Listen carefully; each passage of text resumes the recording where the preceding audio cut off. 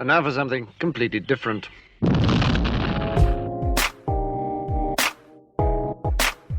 Hello and welcome into another episode of the Get Cocky Podcast, part of the Gamecock Central Podcast Network. I'm your host, Jason Fowler. Oh, got a doozy of a show for y'all today. It feels like just last Friday, I was sitting here maybe a little bit worried about the Tennessee game, but more than anything else, feeling like this was a great opportunity that South Carolina had a lot to gain and simultaneously a lot to lose. This game that Carolina ended up losing by 20 points, which makes it the worst loss in a game in which they were favored since that season opener in 2014 against Texas A&M, where South Carolina was a 9-point favorite and lost by 24. So I guess if you're just doing this by comparisons, not comparatively as bad a loss, but this feels particularly damning. Certainly the worst loss of the Will Muschamp era. And Will Helms has a lot of, I think, eye-opening numbers, particularly regarding South Carolina's receivers that he has not told me. He hasn't told anybody. He's keeping them to himself, so I'm really excited to get to those. Before we get to him, I want to remind everyone listening to rate, review, subscribe to this podcast, share it with your friends if you like it and you want to support the podcast, because that's a great way to do it. And for those of you that have already liked, rated, reviewed, subscribed, whatever, all of that stuff, thank you so much. It really helps.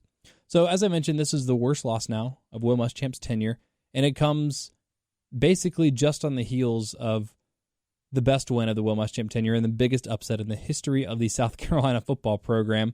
And frankly, 7 straight quarters and 2 overtime periods of it looking like the South Carolina team had really found its identity and was really turning this season around. The conversation last week, a lot around here was, well, you know, it took a while, but 4 years in, if I had told you when Will Muschamp got hired that this team would be hard-nosed defense, good on the defensive line, stop the run the football, maybe still some question marks at quarterback with a few playmakers at wide receiver, not necessarily a lot of depth there. That would have sounded about right. And good special teams, throw that in there, because the special teams up until Saturday for South Carolina this season have been pretty good. That seemed about right.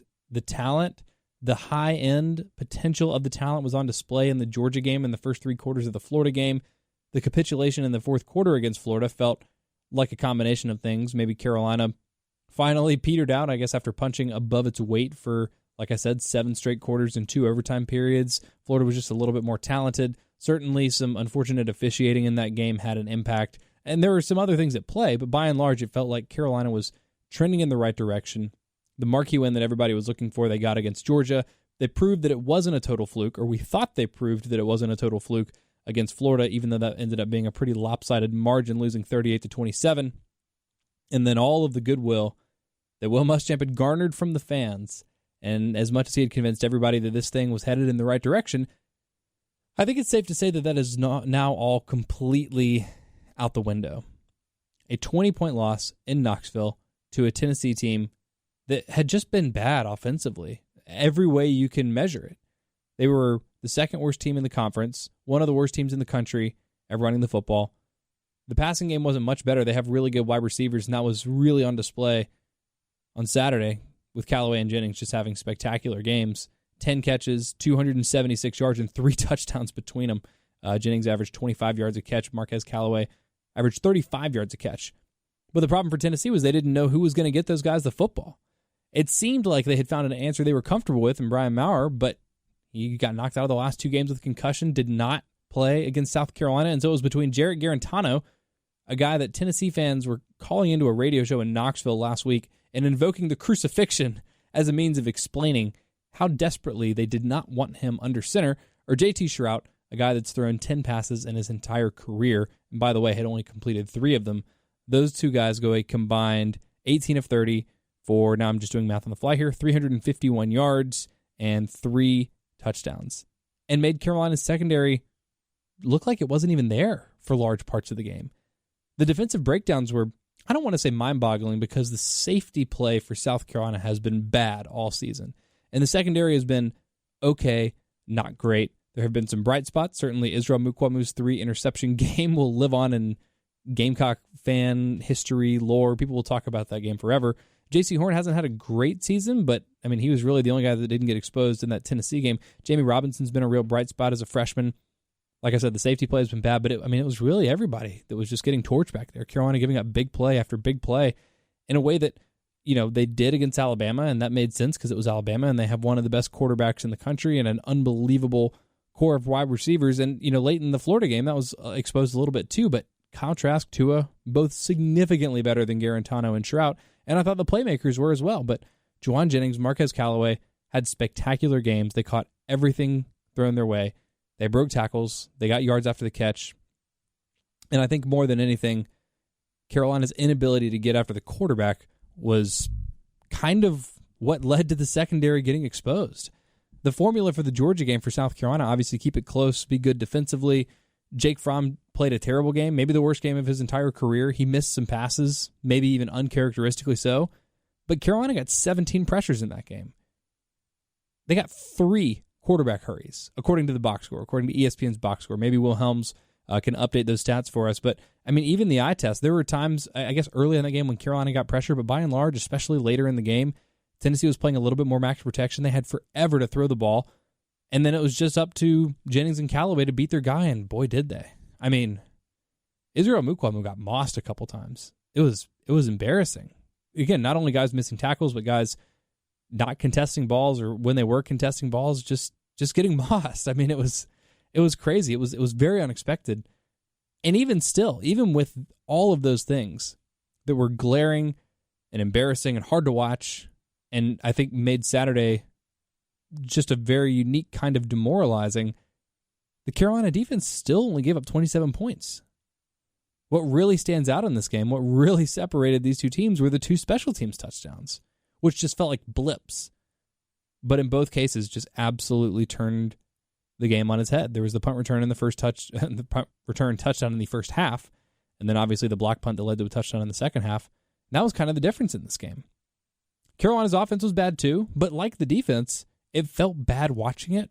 But then you look at it and it's like, it's kind of what you expect. Now, the defense not totally what you expect, because I didn't expect them to give up that many explosive plays, but they held Tennessee to 5 of 14 on third downs. Tennessee ran the ball at 3.5 yards a carry, which is below their already low season average. But the big plays were the difference. And then I guess you can say the exact same is true for the flip side for Carolina. This is not a team that scores a lot. I thought the final score would be somewhere around 24-20. That Carolina scored 21 doesn't overly surprise me, but it felt worse watching it. Tavian Feaster ran well again, 19 carries, 80 yards. That's like just a little over 4 yards a carry, which is low for him, but was still productive. Had a touchdown as well.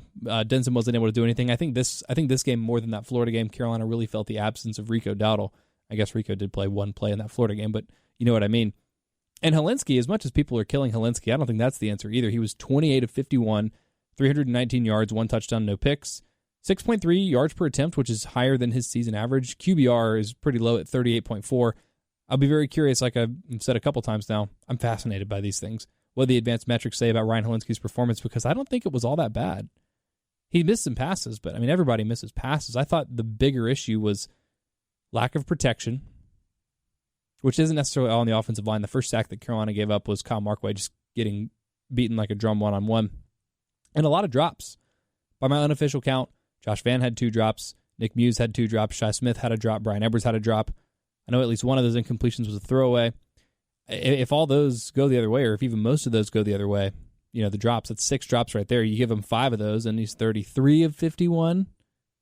How much does that improve his QBR? How much does that improve the perception? But even more than that, I think it's the timing of those things. And that's why the experience of watching Carolina's offense this year has been very difficult at times to diagnose exactly what the problem is, and has been so frustrating. And I think fans get frustrated and they just say, oh, it's on Brian McClendon. The play calling's bad. The offense just doesn't work because he's not calling the right plays, or it's not the right philosophy, or there's not an identity, some combination of those things. But more than anything, it feels like this offense, the timing. Carolina had a big play. They had a 75-yard touchdown to Shi Smith. The difference is that was on the first play of the game and sort of set the tone. But Tennessee's big plays came at what felt like more crucial inflection points. Carolina, whenever they need to pick up a third down, whenever they need chunk yardage, whenever they need short yardage, pretty much whenever they need something, they're just not able to generate it. And whether it's because Josh Vann dropped what looked like a third down catch, whether it's because Ryan Helinski missed a throw to a wide open, I don't remember who it was, maybe Chavis Dawkins running over the middle of the field on a 3rd and 6 in the second quarter. Just missing those things, the timing of those things is what is so damning. the stats are, it's also kind of hard to just look at the stats because Carolina had a good bit of garbage time because Tennessee was up by 20 for most of the fourth quarter. The third down number really jumps out, 4 of 18, but 397 yards, 319 passing yards, only 78 rushing yards. That's obviously brought down by, some sack yardage, but like I said, in terms of their actual running backs, Tavian Feaster looked good. I mean, he had a 13-yard run, busted off a couple 7, 8-yard runs, maybe a 10-yard run in there. It seemed like Carolina could have run the ball if they wanted to. They ran it 21 times in the first half compared to only throwing it 19. So if the game were a little bit closer, if it didn't get so out of hand, you feel like that probably would have been a little more balanced as opposed to the 51 pass attempts of Ryan Helinski compared to just the 30 rushing attempts. But you rarely look at a call or even a sequence and say, well, that was just terrible. I know some people get bothered by like run, pass, run, pass, run, pass. And I agree that does get a little bit repetitive. But as well as Carolina has run the ball this year, like I don't overly agree with that. Maybe take a shot on first or second down every once in a while to change it up. And Carolina has done that. I don't remember offhand how many times it did it against Tennessee, but it's another case of the numbers are bad, and it felt bad watching it. But it's also sort of what's been going on all year. The difference is the special teams plays. And that I really don't know what to do with. Because that feels a little bit fluky. Because like I said, Carolina special teams have been good this year. And I'm not saying this loss was fluky. But I think it just boils down to something that I talked about after the Missouri game, after the North Carolina game, even heading into the Georgia game and coming out of the Florida game. I've talked about this a lot. At some point, there are reasons and there are excuses for why things happen or why things don't happen. And you can make those reasons, even if they're legitimate and excuses, till you're blue in the face. But at some point, we just have to look at results. And the fact of the matter is, and I'm not even talking about wins or losses necessarily, because if Carolina lost this game 23-22 in Knoxville and looked good, maybe the offense looked inept, but the defense at least hung in there. You didn't give Tennessee what just felt like all these freebies, all these big game-changing plays. I think that would feel a lot different. But Carolina has looked horrible. They've looked lost. They've looked unprepared. They've looked unenergetic, like they didn't even want to be there in some of these losses. So I guess that would say that's the number one thing, sort of my takeaway from that North Carolina loss, from the Missouri loss, my fear heading into the Georgia game, and then sort of the end of the Florida game. And I think buried within that is something that I think there's nowhere else to put this but on the coaches, and sort of goes back to the preparation. It's just this team doesn't make plays, or at least it doesn't make plays when it needs to. The plays that the South Carolina makes they feel inconsequential. Whereas, like I said, with Tennessee or with Florida, when they made those plays matters. And that feels like a dumb thing to criticize because maybe that is just lucky. Carolina getting the interception in the Florida game when they did was terrific, but the timing of Florida's turnover was even better. They had just taken a 24-20 lead. They force a fumble, sack Ryan Helinski, they get the football, they go and they score. It's 31-20. All of a sudden, the game's over. For Tennessee, I guess it was already 34-21 when they blocked that punt, and it didn't look like Carolina was. I have no reason to believe that Carolina was going to get to 34 at any point anyway. But that really, put that game to bed. The punt helped them. Or the punt return really helped them hang around in the first half. It looked like Carolina, things were generally coming up Carolina. They obviously were able to get that stop on the goal line. It's like, wow, that's great. Anytime you can get a goal line stop, which South Carolina did a couple years ago against Tennessee, it's like, okay, well, that's good to invoke that sort of energy. The defense hung in there. They gave up a long drive, but didn't give up any points. That's a huge win for Carolina. They got a punt. Tennessee's got good field position, maybe, and then maybe Carolina gets another stop, maybe field goal attempt, whatever. But all of a sudden, Tennessee was just right back in the game. And those kinds of things are that just doesn't really happen to Carolina, or it has not happened. The Kentucky win was dominant from start to finish. Obviously, Charleston Southern was dominant from start to finish. The Georgia win it feels more and more like a complete outlier every single week. Not just an outlier because Georgia turned it over 4 times, but just because that team really hasn't shown up this year. And again, to me, all of this, the inability to make plays, especially plays in crucial moments, it all comes back to preparedness, and I feel like that has to be on the coaching staff. I don't really like doing that, and I don't like overly killing, what these kids are doing on the field, because I think there are whatever Will Muschamp's punt team is, his punt coverage unit, however he draws it up, Carolina hasn't had a punt block this year. So you can't put that on him. That's poor execution. Somebody missed a block there with the punt return. He didn't set up that punt coverage to be, oh, well, we're going to take a chance here, so there's going to be a gap. It's like, no, somebody messed up. Ryan Helinski missed some passes. The wide receivers dropped those balls. And that's the story of this game, but that's sort of why I think it's important to emphasize not just looking at a specific case and saying, what happened here? But we're at the point in the season, and Will Muschamp's tenure, when you just say, these things keep happening. And maybe in this case it happened because of an injury, in this case it was because the refs hated Carolina, and in this case it was, just kind of unlucky. And I'm very much someone that believes in the process, in litigating the process, not just results, especially in something as fickle as college football. But it's a preponderance of evidence now. I feel bad because I kind of went this direction after the Missouri game, and then it seemed like I said, they gotten things back on track with great defensive performances against Kentucky and Georgia, and for 3 quarters against Florida. It was trending in the right direction. Will Muschamp had that signature win. Fans were happy. Fans were happy to have that Georgia win, even if it meant losing games to North Carolina and Missouri. That was kind of the talk. Would you trade X for Y? In this case, the Georgia win for those 2 wins. And the answer is no. But now, I think the correct answer, I think the smart way to think about this is, would you trade losses to Tennessee, Missouri, and North Carolina in for that Georgia win? And I feel like you kind of got to say yes. I texted my buddy Drew earlier and asked him kind of the same thing, and he said no, because you have the memories. Carolina fans will always remember winning that Georgia game, and it's still the biggest upset in school history. So that is cool, but that's like posterity and just the emotional part of it. And that's valuable. But in terms of what is the progress and the trajectory of this football program, I think now, as I mentioned earlier, like all of the goodwill is gone, and all of the momentum from that game is gone. Carolina's not going to go bowling this year. And when and if, and this is a whole other side tangent that I'll maybe save for Wednesday because Wes and Chris can speak to this more than I can, when it starts to impact recruiting, I think that's when it's time. But until then, talent is important enough. When you have talented guys on there, you can stumble ass backwards into an upset of Georgia like Carolina did in a really competitive game against Florida. But as soon as that starts to go or plateau, I think this is just another example of, whether it's Will Muschamp, whether it's Brian McClendon, Travaris Robinson, Dan Werner, whoever you want to pin it on, combination. For me, it's got to be the guy at the top who takes responsibility for these things.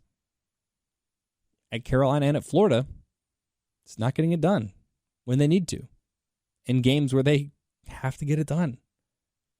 Florida, Carolina had a lot to win and not a lot to lose in that game. And they lost the game, and they didn't lose a lot. And they played pretty well. This is a game that Carolina had a lot to gain and at least as much to lose. And they lost, and they did so in humiliating fashion. And even though this was the worst loss, like I said, of that character, Carolina was a favorite and lost by 20. So only time that's happened since Will Muschamp got here. But this is just another one. The Missouri game, lifeless, no preparation. Sure, Ryan Helinski was injured. Weird defensive touchdown, bad pick 6. How do you put that on the coach? You can't in that one instance. But season after season after season, again, Florida and South Carolina, I don't have a lot of answers, and that's just sort of what I'm left with. Maybe Will Helms has some more answers for us. He has the advanced metrics. I can't wait to see what these look like. I always have my expectations and sort of my own personal predictions for who will end up having graded out well and on the other end of the spectrum as well. And I don't know. I feel like I'm usually about 50-50. I have had a little bit of a tip. The Carolina's receivers didn't play well, which reflects exactly what we saw. I'm really curious to dig into some of these numbers, particularly Ryan Helinski and some of the other defensive guys. So without further ado, here is Will.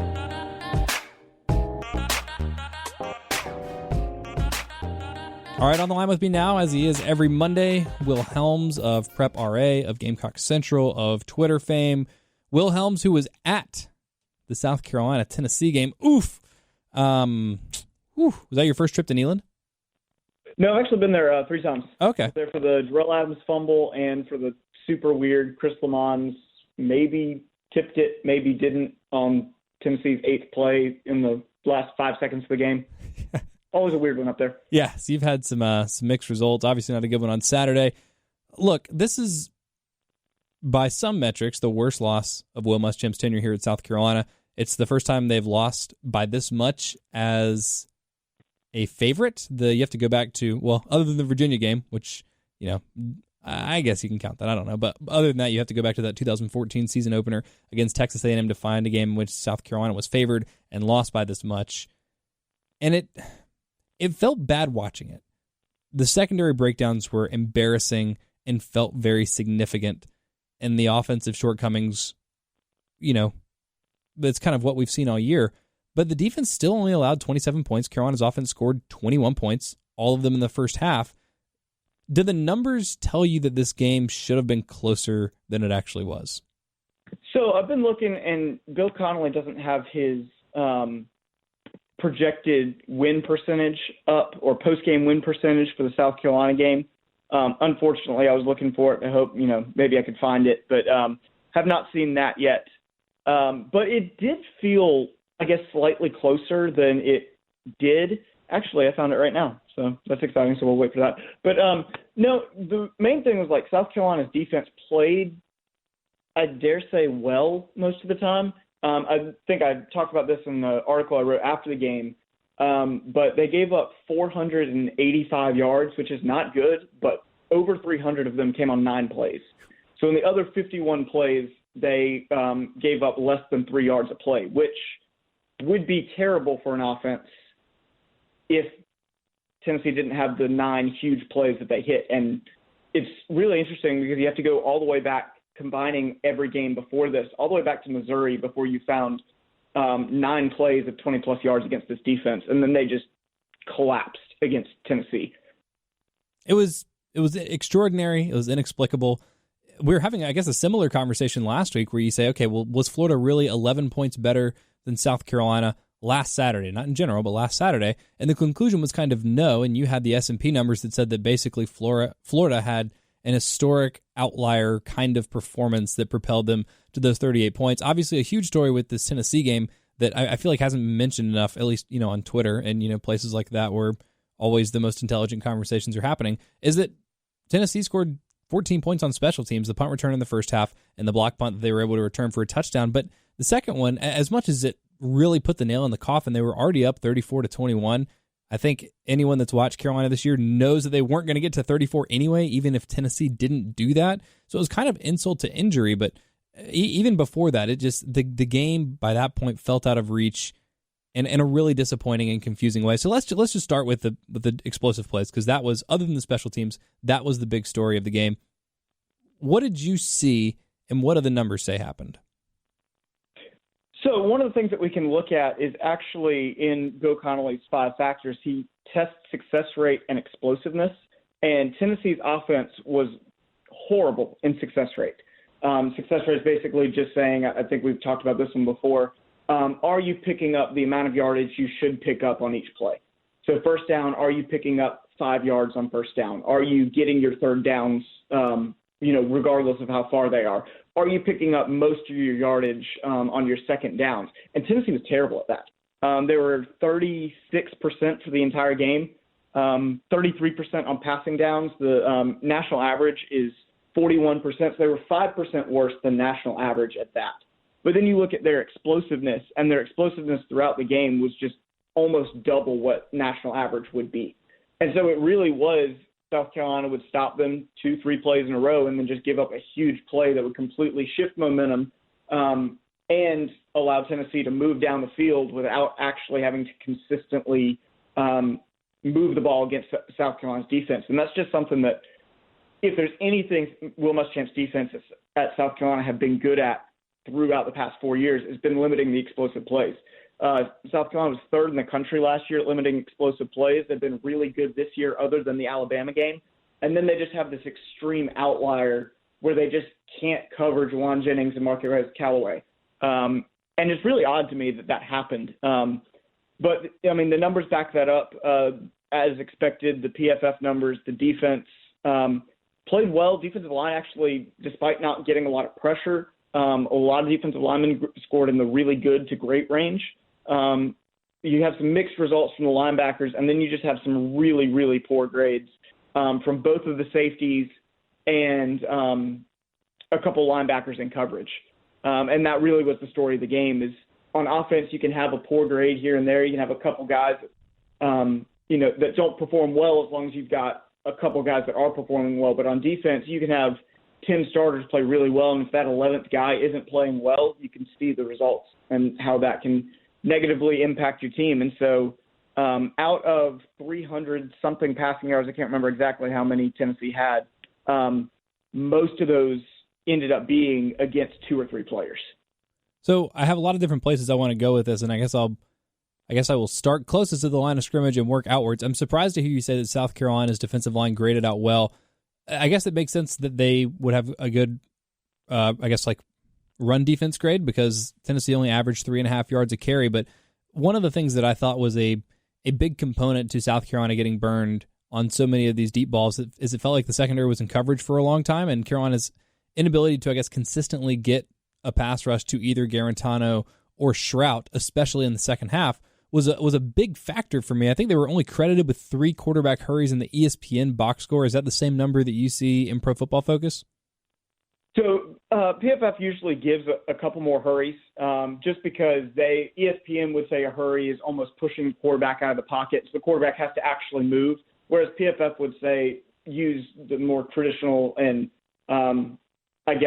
more natural and definition of it would just be it hurries the quarterback. So they were given 7 hurries and then 4 quarterback hits according to the PFF numbers. But I think Will Muschamp said it after the press conference. Tennessee's offense did a really good job of picking their shots and caught South Carolina against the blitz a couple times against 6, 7, even 8 blockers. And Tennessee ran these 2-man routes down the field and just had the time to complete some of the passes. But yet 11 hurries, which is the lowest rate of the season. It's still around national average, just to kind of show how good South Carolina's defensive line has been, as this was by far their worst game, and still about average across the nation for what you would expect from a game. But it really was, they just couldn't stop the big play.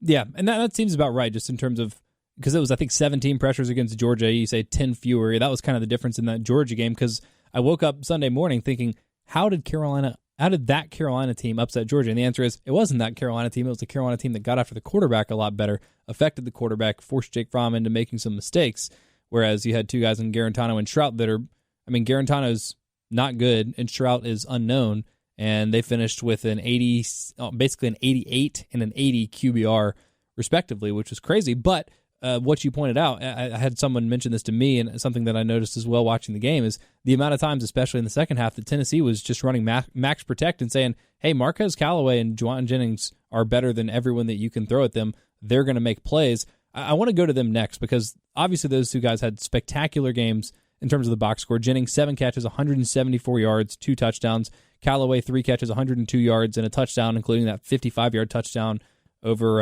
Mukwamu. Those guys caught everything thrown their way. They broke tackles, got yards after the catch. They did absolutely everything. They were kind of the opposite of, I don't want to totally disparage South Carolina's receivers because Shi Smith actually had the best day of the season for him, and Brian Edwards obviously had one of the best catches you'll ever see. But Juwan Jennings and Marquez Callaway, were those the 2 highest graded guys on either team at any position? So the 4 highest graded guys at any position on either team were Juwan Jennings, Garantano, Shrout, and Callaway, in that order. All of them scored above 80. And it really was, I would not expect, it happens to South Carolina all the time, and I can't tell you why it happens, but you have these quarterbacks that we've seen are okay, we've seen them miss deep balls a lot. Garantano and Shrout could not miss the deep ball. They were just phenomenal. And yes, it was a little bit of trusting the receiver and throwing it up. But if they had missed on 2 or 3 of those throws, you may be talking about a different game. But yeah, anytime you average 25 and 34 yards a catch, that's just incredible. And it really just kind of shows how well both Callaway and Jennings played. And in Carolina's defensive backfield, as you mentioned, not good performances from the safeties, although I would guess that R.J. Roderick probably had a pretty decent run defense grade because he seemed to be useful in that part of the game when Tennessee was doing it. Not that it really mattered, but Mukwamu just got mossed a couple times. Jamie Robinson gave up some big gains.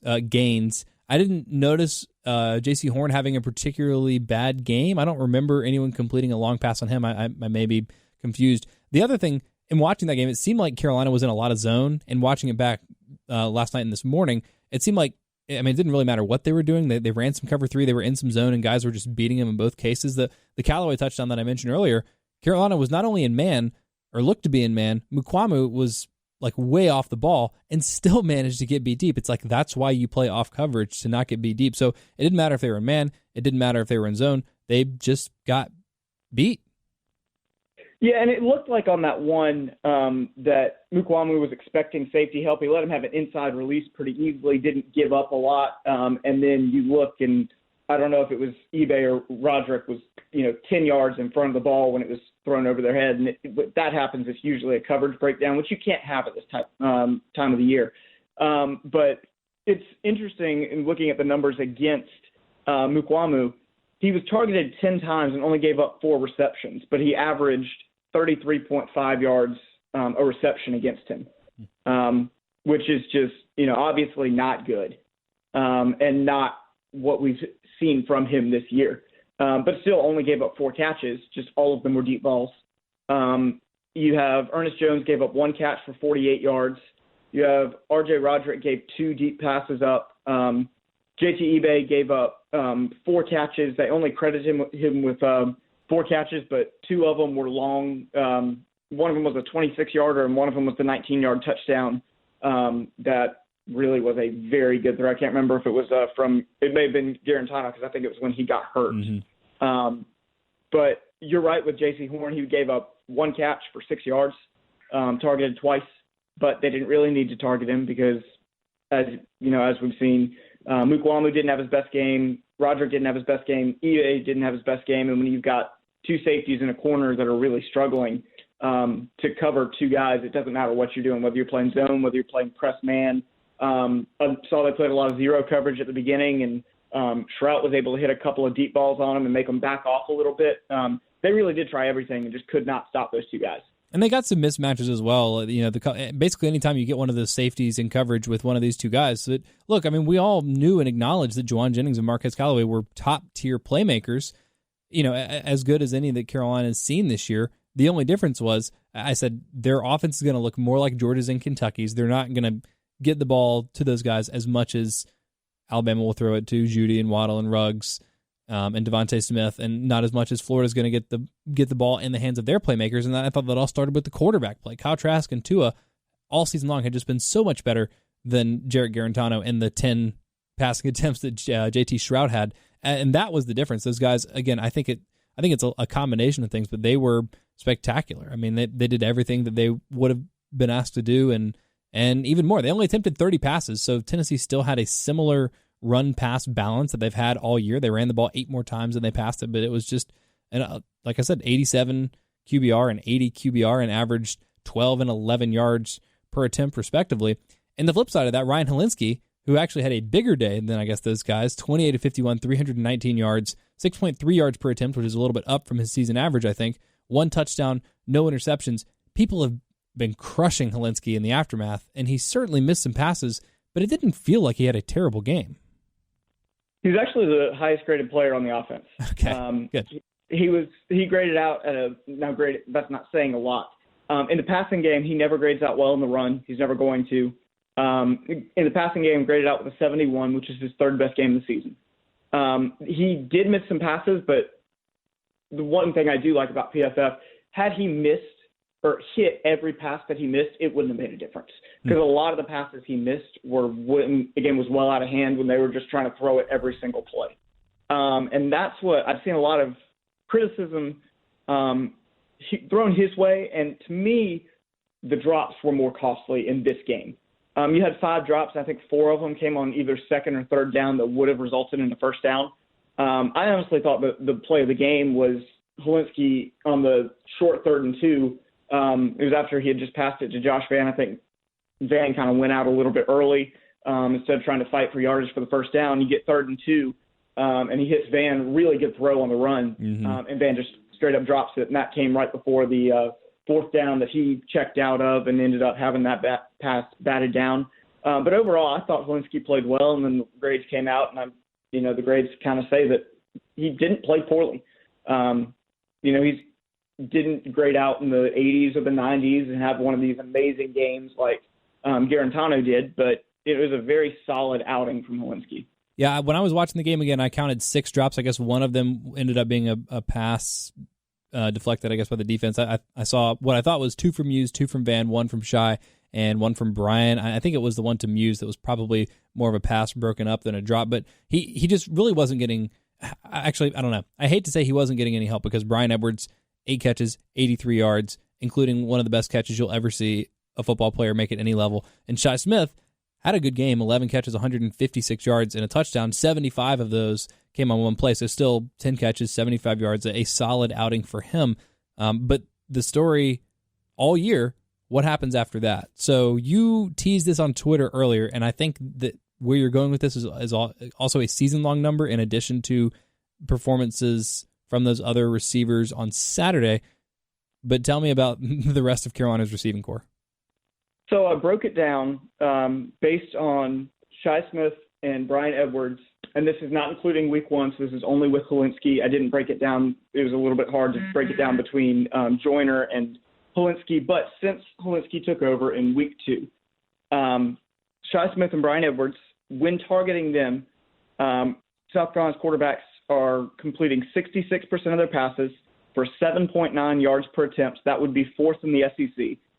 933 yards, 1 interception, 6 touchdowns for a 103.5 quarterback rating. All of those would be top 3, top 4 in the SEC. And then you look at everybody else. And when they're targeting everybody else, they have 2 total touchdowns, 2 picks, 711 yards, which is over 200 yards fewer than Shai Smith and Brian Edwards. So everybody else on the team combined are less than 200 yards. 5.1 yards per attempt, which would be approximately 128th, I think, in the country, if this were the case. Completing under 60% of their passes with 12 drops compared to 2 drops between Shai Smith and Brian Edwards in the same amount of time. And so you're looking at really I think we're starting to see it's not really a Ryan Helinski thing.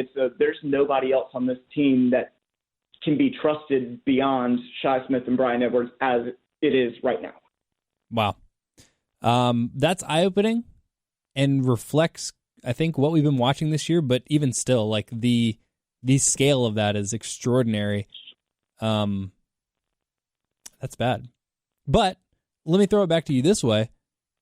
Tennessee has Juwan Jennings and Marcos Callaway, who, had more yards, had more touchdowns, according to Pro Football Focus, had better games than Shai Smith and Brian Edwards. But on any given day, you feel like those 4 guys probably cancel each other out. It's not like Tennessee's got a whole heck of a lot of other options in their receiving core. And I guess on Saturday, Garantano and Trout were better than Helinski. But then where else does the difference lie in terms of these 2 offenses?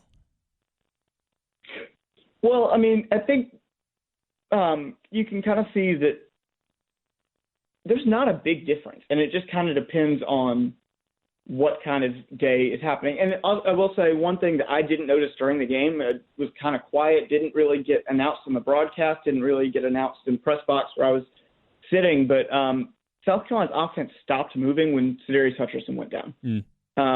He played over half of the game and gave up 1 quarterback hurry the entire game, and then his replacement, Eric Douglas, came in, and, not that you can expect a backup to come in and just completely dominate, but he came in, gave up 3 pressures in 37 total snaps.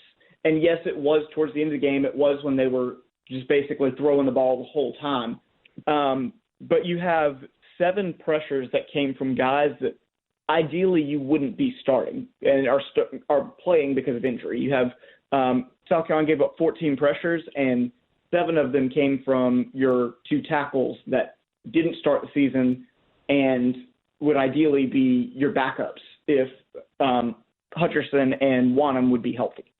And so I think that's a big thing that was a struggle for South Carolina, is they were moving the ball when they didn't have pressure on essentially every play. And so you see that Tennessee at the beginning of the game wasn't getting a lot of pressure. I believe Hutcherson went down right about halftime or right after halftime, something like that. And South Carolina puts back-to-back touchdown drives together with him on the field and doesn't score again the rest of the game. And I think it's one of those things of we've seen it in the Muschamp era is if everything goes well and you have all of the players playing that you would ideally want to play, things go well. But you still don't have the depth in the secondary. I'm sure Will Muschamp would love to be able to throw out a third safety if JT Ebay is not having a good game. He's played well the past few weeks, but obviously did not have his best game against Tennessee. I'm sure Will Muschamp would love to have a guy that he would trust to throw out there as a backup.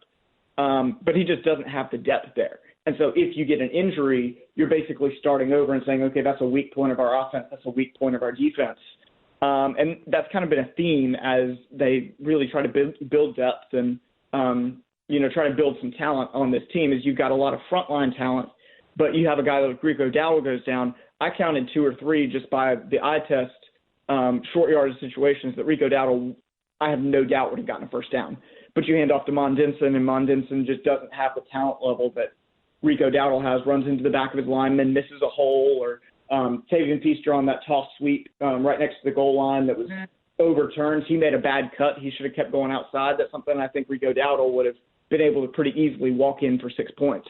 And so you have these injuries that really, really hurt the offense. And yes, they need to adjust a little bit, but you're seeing a lot of if this team was ideally where everybody's healthy and looking the way that they want it to look, you'd see a lot more firepower on this offense. You'd see this defense playing a lot better if you maybe don't have an injury, or maybe you have, maybe you could put a Jalen Dickerson in there if JT Ebay's playing wrong or something like that. Yeah, I mean, Tavian had a pretty nice game, 19 carries, 80 yards, and a touchdown, but this felt like the game. I mean, it's been one game, and obviously Rico did get a carry against Florida, but Carolina missed Rico more this game than they did in the Florida game.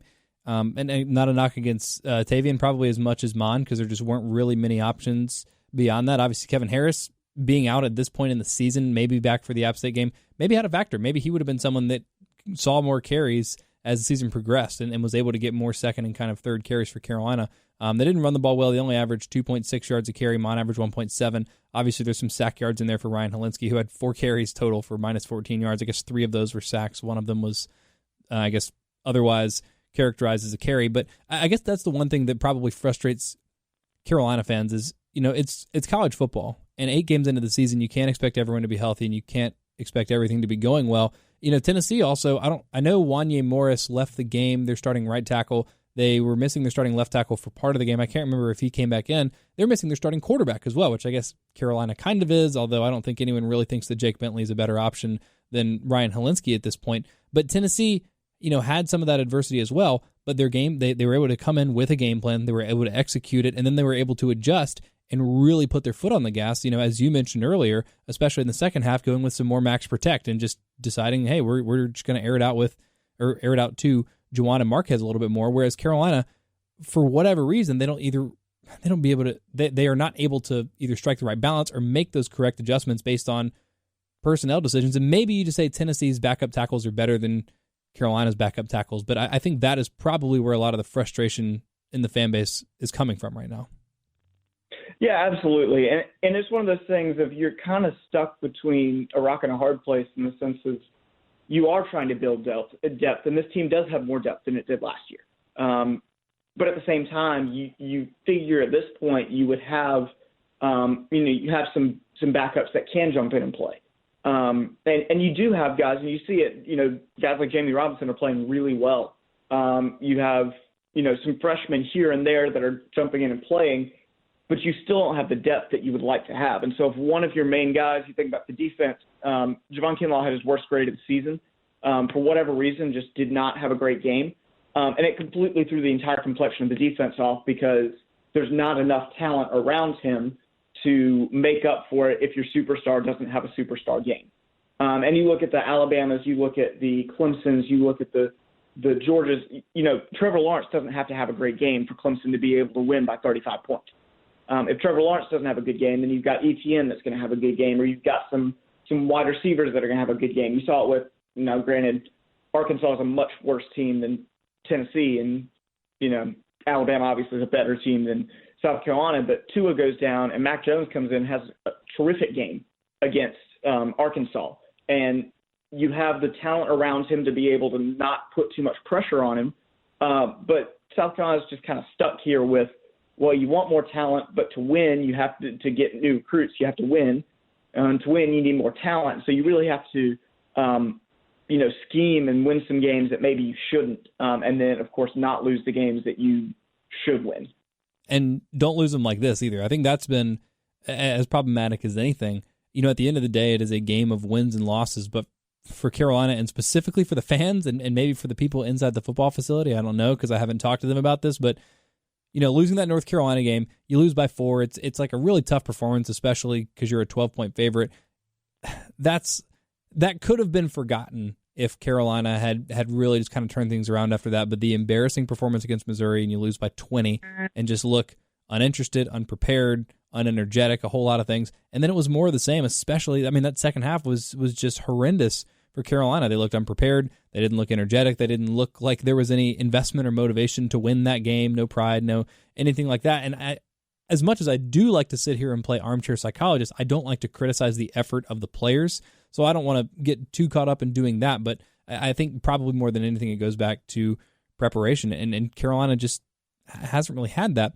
I do want to, before we get out of here, and I want to ask you, because I like to ask you just kind of what other numbers stood out that I didn't get a chance to ask you about, but want to switch to some lighter fare because this has been doom and gloom, as it should be because Carolina just got embarrassed on Saturday. But you were at the game. Did you have a good view of the Bryan Edwards catch? Yeah, it was kind of funny. I really enjoyed Tennessee's press box. It's really well set up. They feed us well. It's all that kind of stuff. But we were sitting in there, we talked back and forth, and I was actually sitting next to a couple of Tennessee beat writers, and we're all just kind of sitting there. It was actually on the side that we were sitting on. So Holinski threw it up, and we're, trying to see what's going to happen. And as soon as Edwards caught it, it's, obviously working press box. You're not supposed to cheer. Everybody in the press box is just like, whoa. There were some people that, there were a couple claps and there were a couple, oh my goshes. And it was, I would say it's probably the best.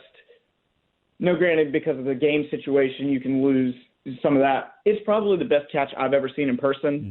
The other catch that I wasn't there at that game, and at the time meant more, was Alshon Jeffrey's catch against Alabama. I believe that was against one of their big corners. I can't remember exactly. That was Drake Kirkpatrick, I think. It was Drake Kirkpatrick. That's who it was. And that was probably the bigger catch because of what it meant at the time.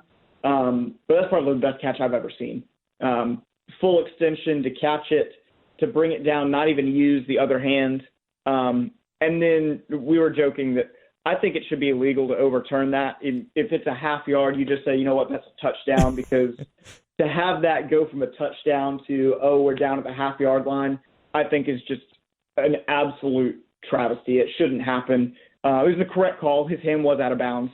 But I think that for a catch of that caliber, you should just say that's worth a half yard. That's a touchdown. Yeah, I feel that way about a lot of things, especially in the NFL, where it bothers me more than anything. Like the Dez caught it thing, I was like, that was a spectacular catch. Just give it to him. But that's really cool. Yeah, I've yet to see a catch that spectacular in person. I guess I was there for the Alabama Alshon catch, but it was different. It was a one-handed catch where he kind of like went up and cradled it, as opposed to just snatching it out of the air Odell style. I mean, it was crazy. And what was funny watching it on TV, so the people behind him kind of just instinctively cleared out because they expected the ball to come like kind of skipping through, or maybe someone to like kind of fall back there.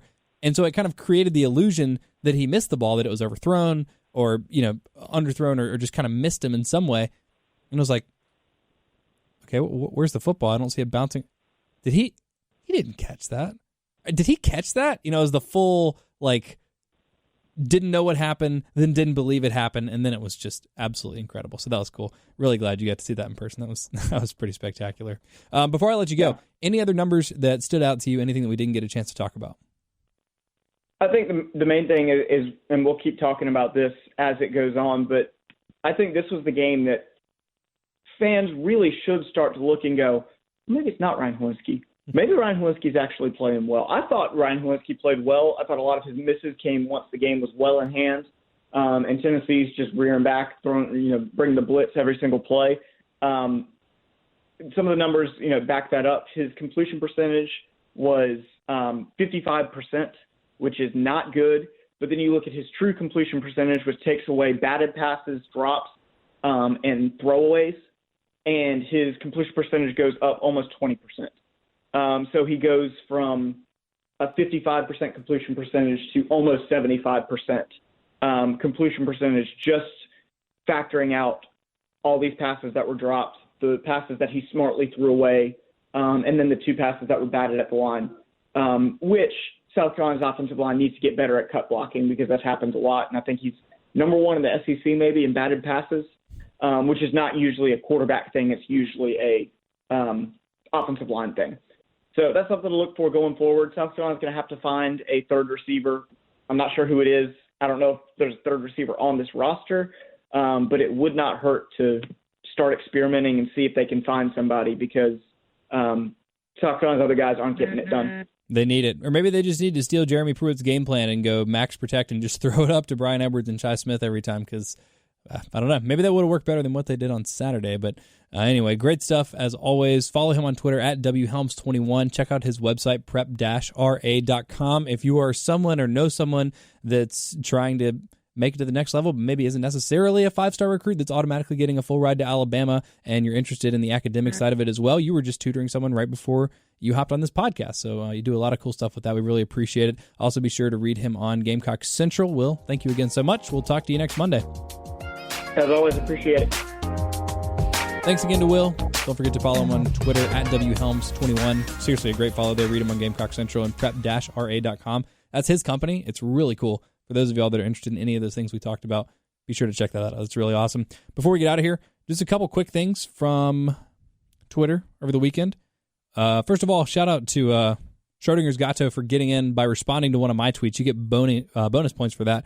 I was talking about how South Carolina's secondary was making Jarrett Garantano look like Pat Mahomes, and Schrodinger's Gato weighed in and says, fun to see Tennessee subbing in Marino for Mahomes after Mike Vick started the game, which was excellent, because obviously started Juwan Jennings in the Wildcats there, so that was really funny. This one from Lacey, at Lacey Soul, a summary of the first 8 games for South Carolina. I thought this was pretty accurate. 1, ass. 2, okay, parentheses, easy though. 3, better. 4, ass. 5, good. 6, wow. 7, refs. And 8, ass, ... again. Probably a pretty fair summation of the season. And last but not least, we'll give the last word of the day to Will Helms, since he did such a good job digging up those stats for us today, especially those wide receiver stats. Good grief. Not great. But on the flip side, Will said, I wrote a lot of nice things about South Carolina's secondary this week, so I sincerely apologize. I had to save this for the end because I didn't want y'all to be thinking negative thoughts about Will for cursing Carolina's secondary going into the Tennessee game, but there you have it. He's publicly apologized for it. I have forgiven him. Hopefully it won't be an issue again this weekend against Vanderbilt, but we will certainly see. I'll be back on Friday to give some thoughts on this game, or on that game, that upcoming Vanderbilt game. I promise you, I will tell you. And if I tell you otherwise on Friday, don't believe me, believe what I'm saying now.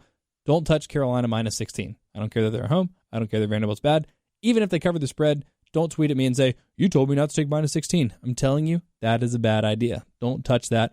We'll be back on Friday to talk more about that game. Until then, y'all have a great week, and I'll talk to you again, I guess, on Wednesday with Wes and Chris for another Carolina podcast. Until then, y'all have a good week. Thank you so much for listening.